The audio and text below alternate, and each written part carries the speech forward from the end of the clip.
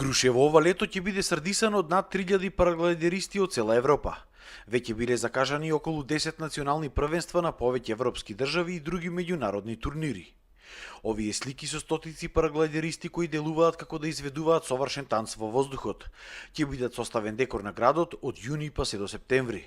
Македонскиот параглайдерист Мартин Јовановски, кој ќе биде дел од организацијата на овие настани, вели дека Крушево веќе котира меѓу топ 10 европски дестинации за параглайдинг. Многу е интересно кога нивниот национален шампионат ќе се направи на место кое што не е толку познато за нивните локални пилоти, не го летаат секој ден и е, да речеме, некој неутрален терен. Македонија како земја е доста ефтина за посета.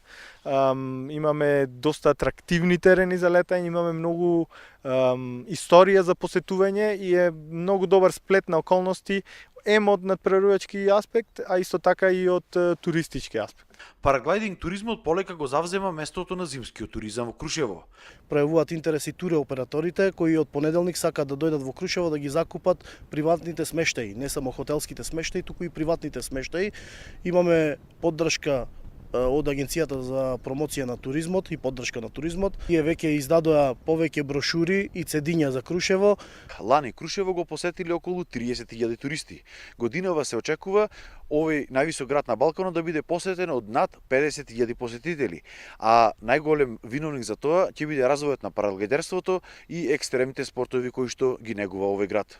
Од зголемениот број на туристи, секако најголем бенефит ќе има крушевската економија. Затоа ги повикуваат сите жители активно да се вклучат во промоција на градот. Заедно да се вклучиме и да понудиме подобар престој на туристите оваа година, вклучително и надпреварувачите, параглайдерите, во интерес на подобар туризам, повеќе посетители. За неколку денови на полетувалиштето на Мечкин камен ќе се поставувала вештачка трева, а во иднина се планирало изградба на сала за состаноци, паркинг, како изградба на уште еден старт, лоциран на неколку стотини метри од веќе постоечкиот.